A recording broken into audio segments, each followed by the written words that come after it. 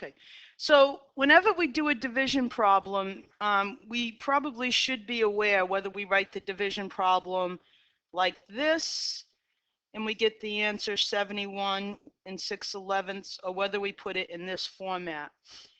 You should know what the different parts of a division problem are called. The answer to a division problem is always called the quotient.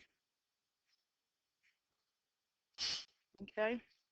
This piece here is called the remainder. Ashley, do you mind closing the door because Peter's a little loud?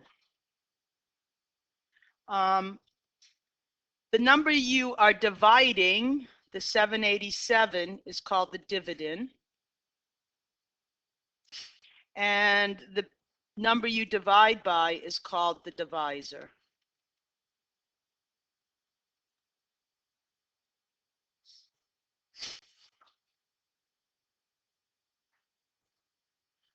So what does it mean if we divide a number by some other number and we get no remainder? What does that mean? Like when I say 12 divided by 4 is 3. What does it mean? Gabe? The divisor goes into the dividend.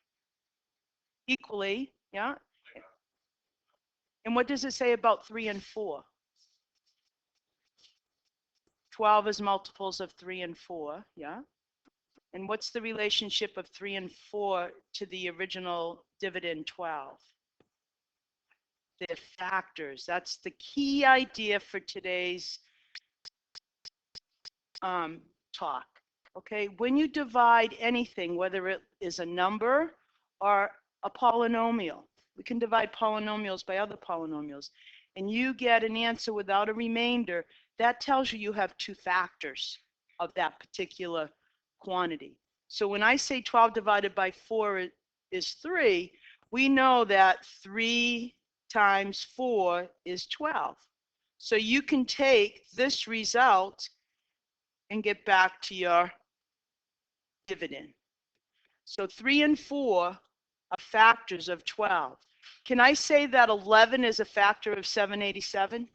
No, because I have this remainder of 6/11ths.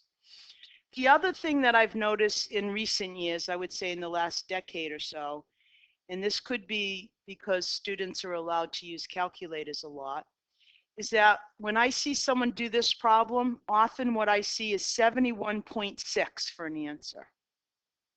They take students take whatever the remainder is and they put a decimal point and put that remainder. Okay, that would only be true if the divisor here was 10 and it was 6/10, because that's what 0.6 means, 6/10. So whatever your remainder is, it becomes the numerator of the fraction with the divisor as the denominator. You're saying you have 6 out of 11 left. The other thing I want you to notice here that's really important is the place value.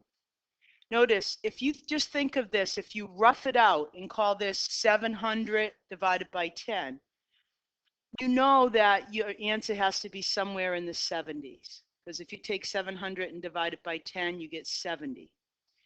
And notice where I place the first, when I do this long division, where I place the 7. It's above the tens place. Because this really says, we don't put it in, but what it really says is 70 times 11.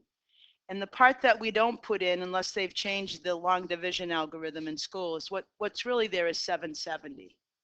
And we're going to talk about this in a minute. So it's important to be aware of where you put each of these digits in relationship to your long division algorithm. Okay, the next part, just rewriting this in descending order, you start with the highest power and go on down.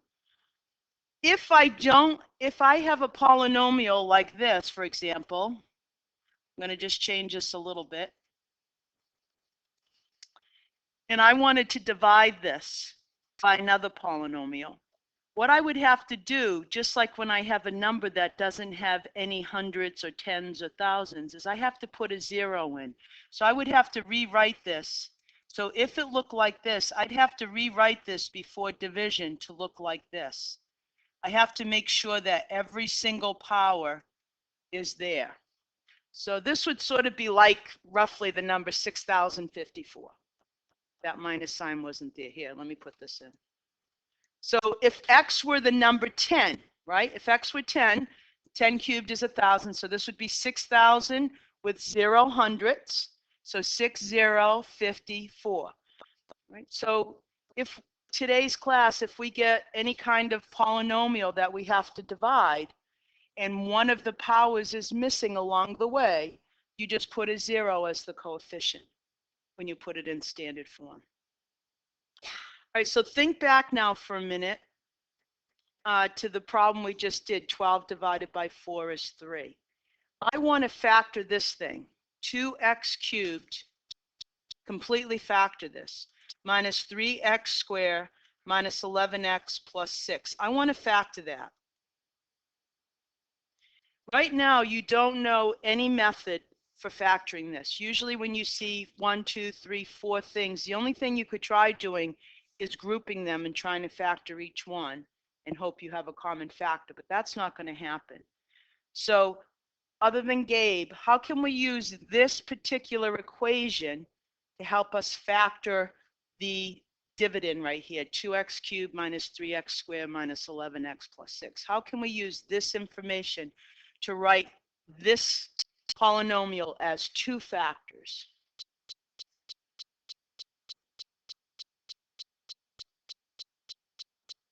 It in this form, as Felicia noticed, okay? Now it says completely factored, which means completely means each factor is prime. Each factor you list is prime. So I see that x minus 3 is prime. There's no way to factor that. So now the question is, can I factor 2x squared plus 3x minus 2? Okay, so the way I would do this, I know some of you are so, your habit is to do the little box method. The way I see this is I know I have to find factors of 2 and 2. Factors of 2 and 2. So I write them out. There's only two factors since 2 is prime. And when I see this minus sign, I say that differ by 3, which is the middle coefficient. So I already know in my head 2 times 2 is going to give me 4. And if 2 and 2 dance and have 4 babies, 1 and 1 are stuck together and they can only have 1 baby. You know, Ashley, you're the only person that ever laughs at my jokes. I love them. So these two numbers differ by 3. That's how I know how to set up my parentheses. So I set up my two binomials. I know the 2x is going to multiply the 2, so I'm going to put 2x here and 1x here because that's what gives me the 2x squared. If 2 is multiplying 2, it's got to be in the other parenthesis. There's my 4x. The other partner of 2 is a 1. There's my 1x.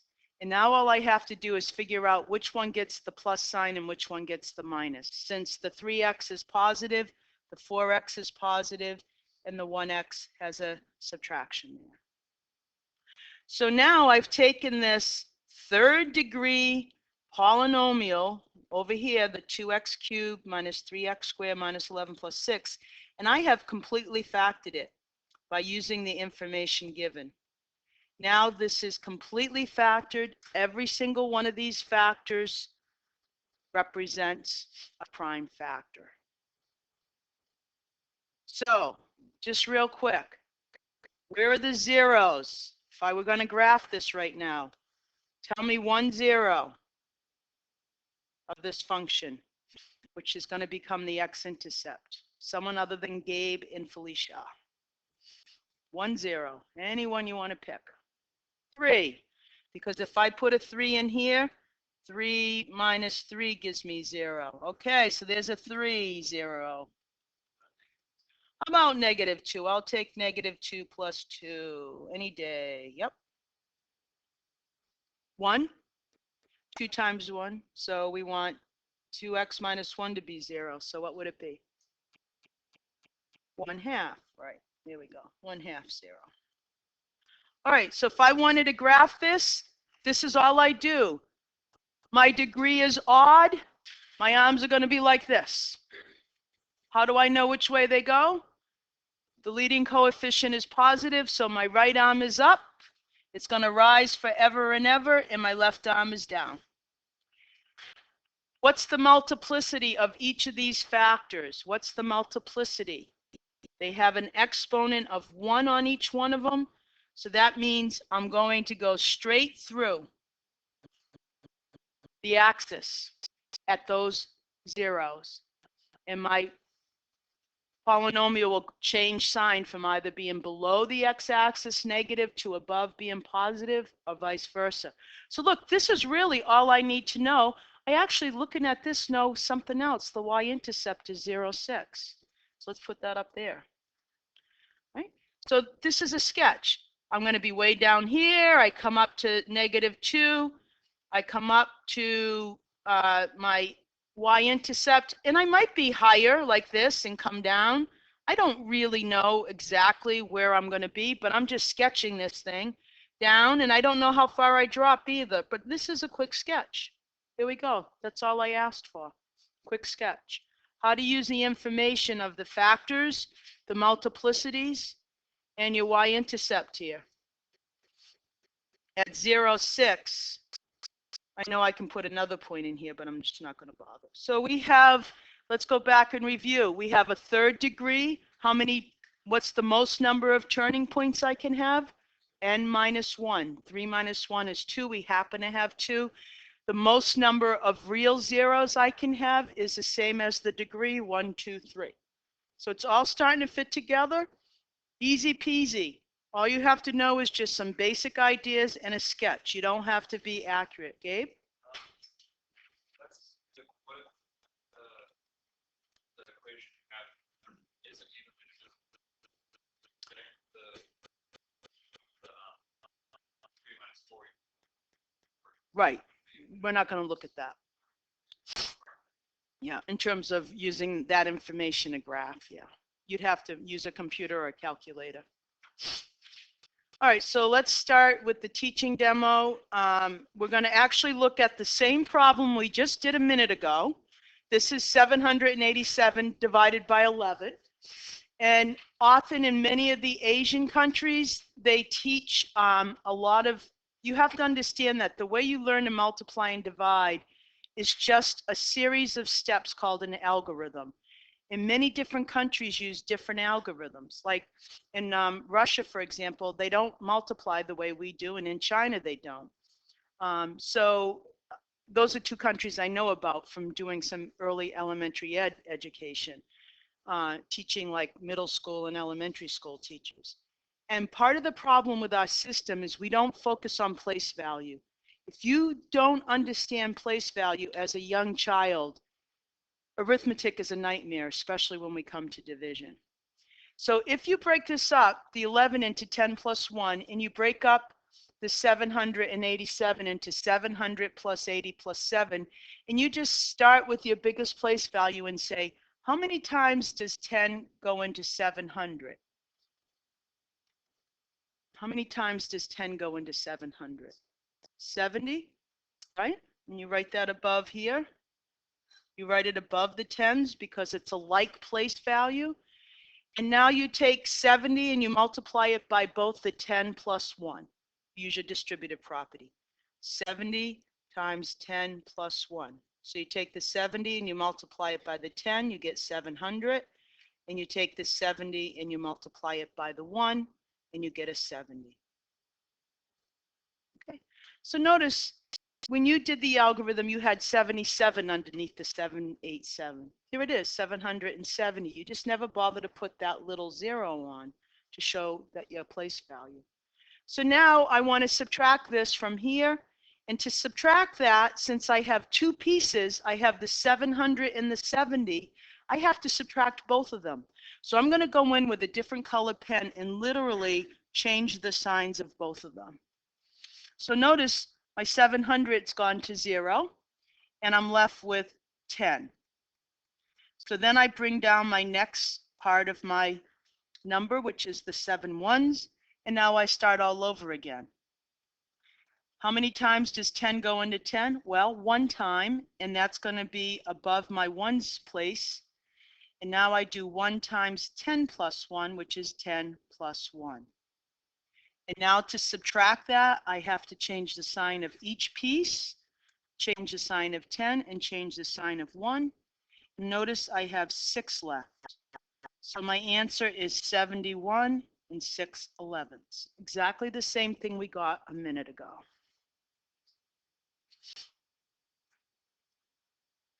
This is just using your place value.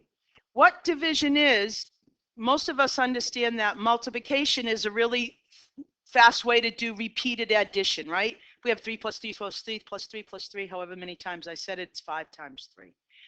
What division does is it's a quick set of processes to repeatedly subtract. You could be here all day saying 787 and seeing how many times you take 11 away from that, right?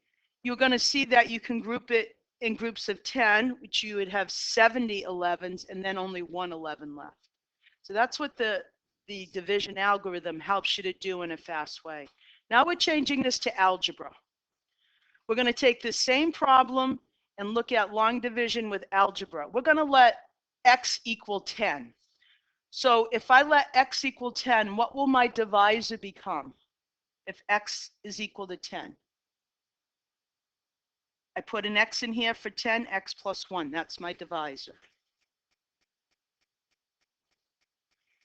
And inside, I have 700. So that's the same as 7 times 100. And 100 is the same as 10 squared. So that becomes 7x squared.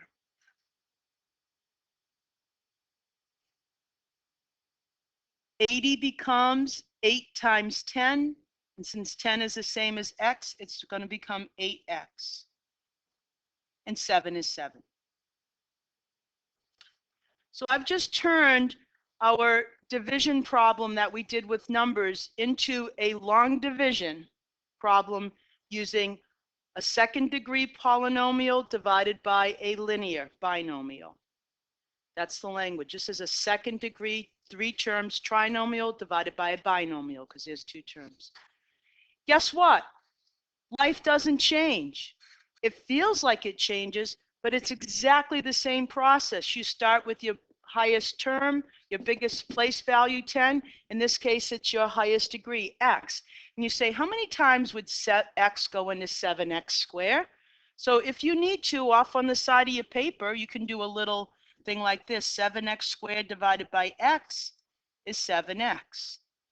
Now notice this is to the first power. That's just like the 70. That's just like 7 times 10. So you have to place it above the like term.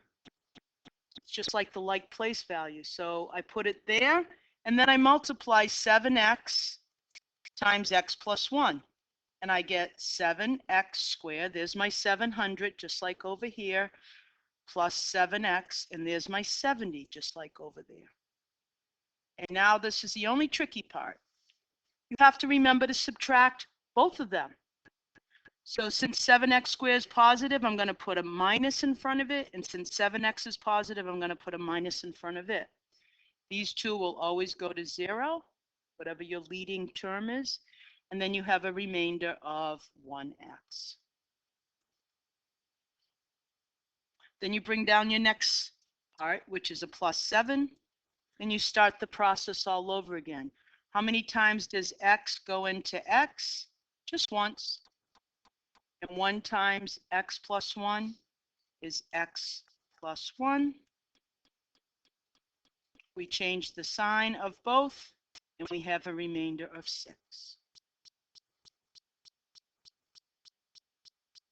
So if I were to write the quotient, which is the answer to this division problem, it would be 7x plus 1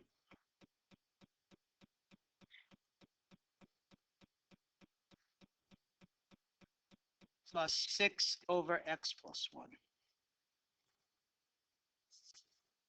So this is the remainder, just like we did before, 6 over 11. So you can see this is exactly the same answer. 7 times 10 is 70, plus 1 is 71, plus 6, 11. Same exact thing.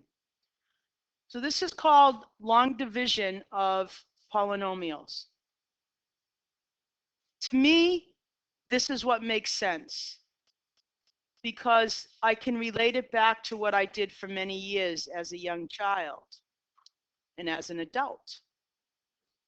My mother once told me, "You're really good at math," and this was her conception of mathematics.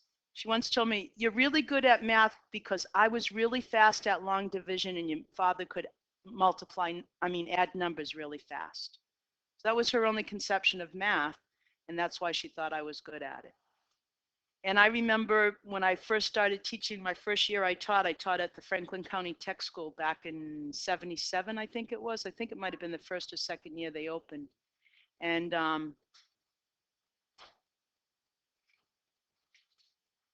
I had some papers to grade and I had broken my hand. And my mother happened to be visiting me and she goes, "Oh, I can grade division." And it was unbelievable. She probably hadn't done long division in I don't know how many years. Boom, it was right there for her. So anyway, it's just sorry to bring you down memory lane. So anyway, some students have trouble with the long division. Your book, for those of you who happen to have the book, shows you another method called synthetic division, which just looks at the coefficients and it gives you another algorithm to memorize. Some students like that, but I guarantee you won't know why you're using it. So the minute you leave here, you'll forget it. I think you can call back this if you understand division. So I'm leaving that up to you on a quiz or a test. If I ask you to divide polynomials, you can use whatever method you want. Okay. But I won't teach you or show you division. So here we go. Here's the I just didn't finish this in, but you can do this part yourself. So 11 is not a factor of 787 since it doesn't divide into 787 evenly, or it does not have a remainder equal to 0. So let's look at the theory now. Before we look at the theory, let's do this one more time. Let's try it for one more. So the first thing you want to do here is step one, arrange the terms of the dividend in standard order and the divisor in standard order. That's already been done for you. So I'm just going to set this up as if I were going to start my division process since everything is in standard descending order. So there I go. So my first step is to take my highest degree term in my divisor and ask how many times it goes into my highest degree term in my dividend. Notice your answer will always be one power less, one exponent less. That's why you have to move to the right to line up your like place value. How many times does 2x divide into 6x squared? Well, first do the number part in your head. 2 goes into 6 3 times. X goes into x squared x times.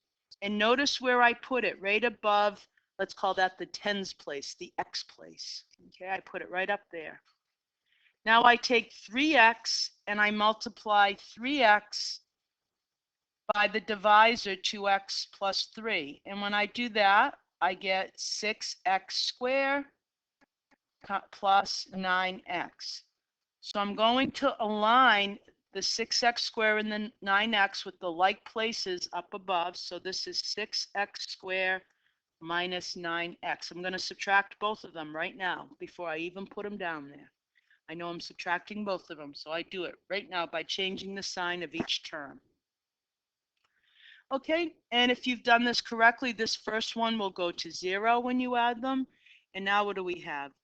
5x take away 9x. So what's that going to give us? 5x take away 9x. Negative 4x. Okay, so I do that subtraction. And now I'm going to bring down the next term, which is take away 6, or negative 6. And now I start my process all over again to find the last term up here in my quotient, to find the last term, which is in the ones place. I start again with my 2x. That's the only thing I focused on to do my division part. 2x goes into negative 4x. Well, x goes into x once. 2 goes into negative 4, negative 2 times. So now I'm at negative 2 right here. And now I say, all right, negative 2 times my 2x plus 3. So negative 2 times 2x plus 3 is negative 4x minus 6. I put that in. Negative 4x, I'm showing you a little different way now. But to subtract that, I have to change the sign of both of them. So having a little colored pencil or a pen and a pencil will help you here to remember to change the sign of both. And as you can see, this goes to 0, and this is 0. So that tells us that 2x plus 3 is a factor of 6x squared plus 5x minus 6. So when you were doing your factoring in intermediate algebra, you could have used this method instead of the box method to get your factors. So what does this say? That 6x squared, oops, I better use a different color. 6x squared plus 5x minus 6, that's our original dividend, is equal to what? What are the factors? What are the factors? 3x minus 2 and what?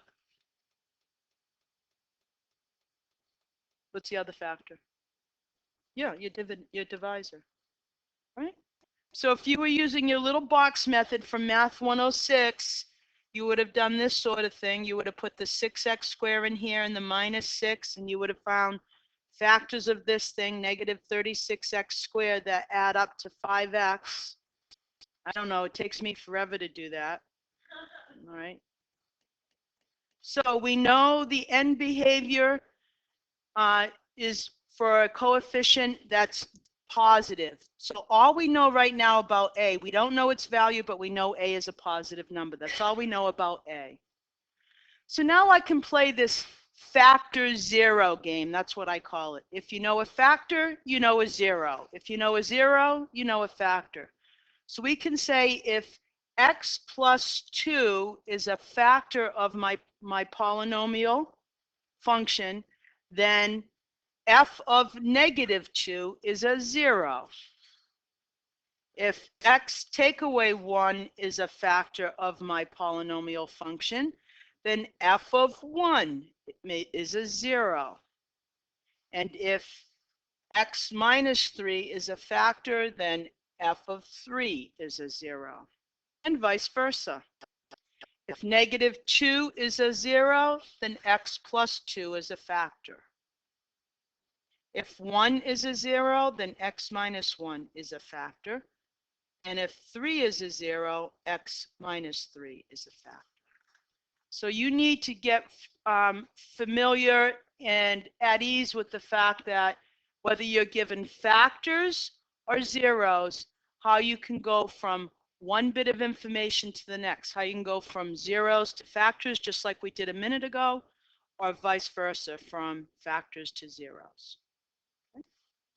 So that's all summarized in the factor theorem.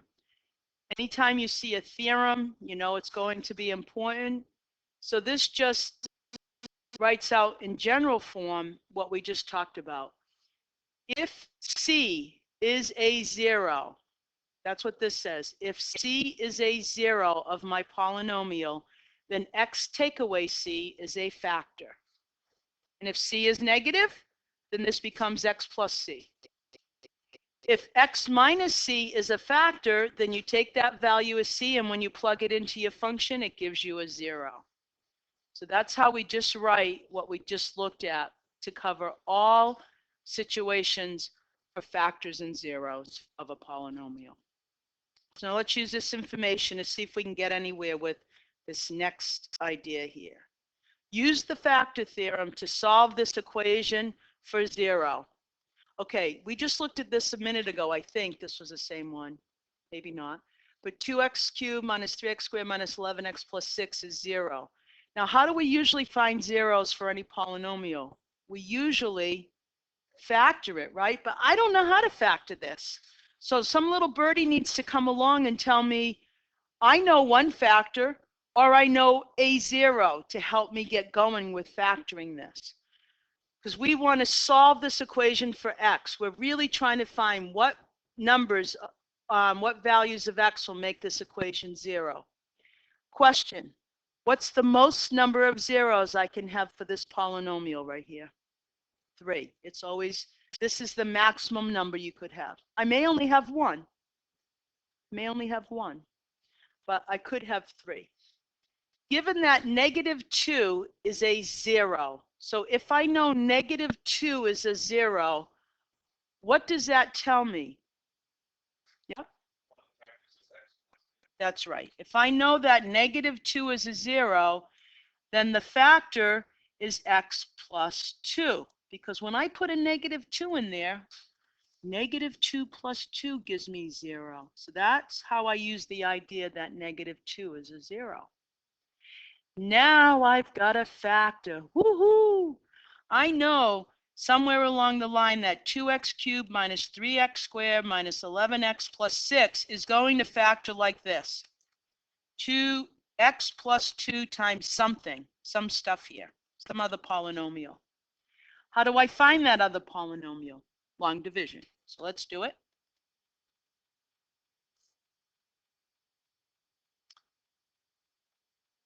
Okay, so again, you just take a deep breath. Don't worry about it. It all works out in the end.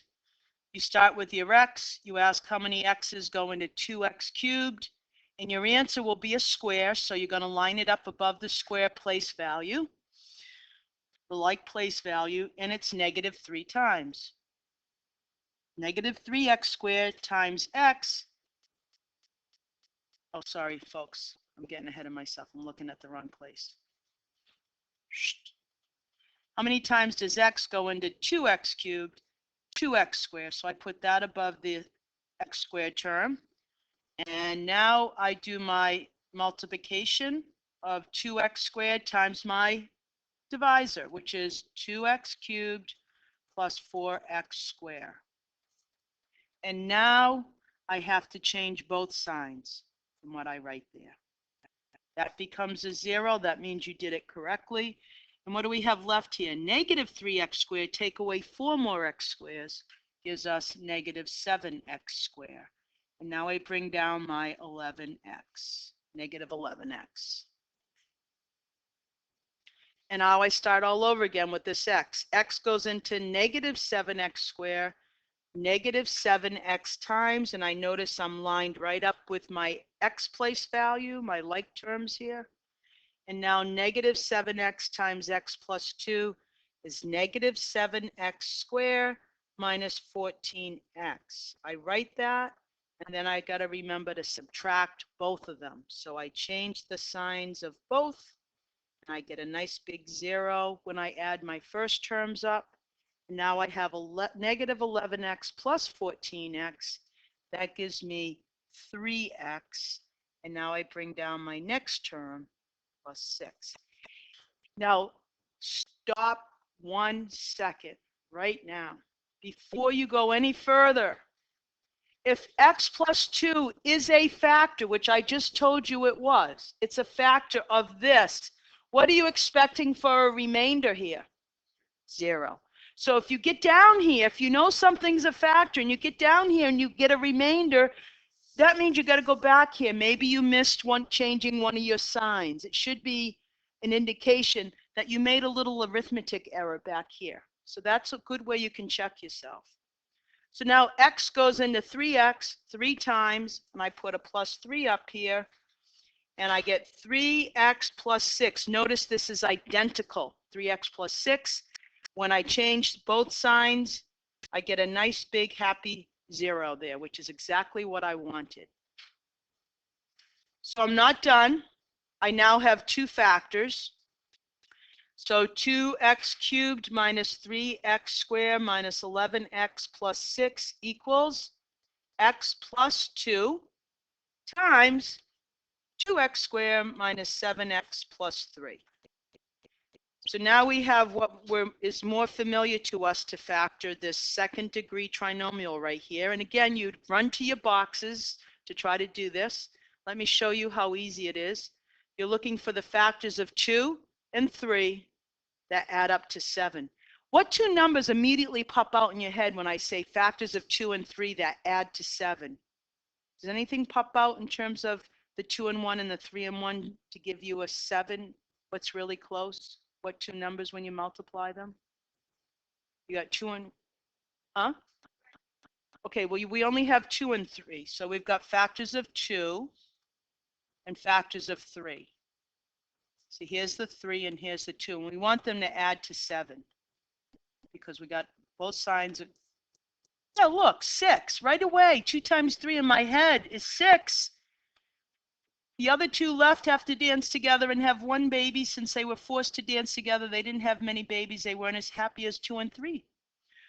All right, so to factor this, all you do is say, all right, I know that 2x squared is going to be 2x times 1x. And your only choice left here is to put the 3 somewhere and the 1 somewhere for the factors of 3. Well, 2 got to multiply, got to dance with the 3. See over here?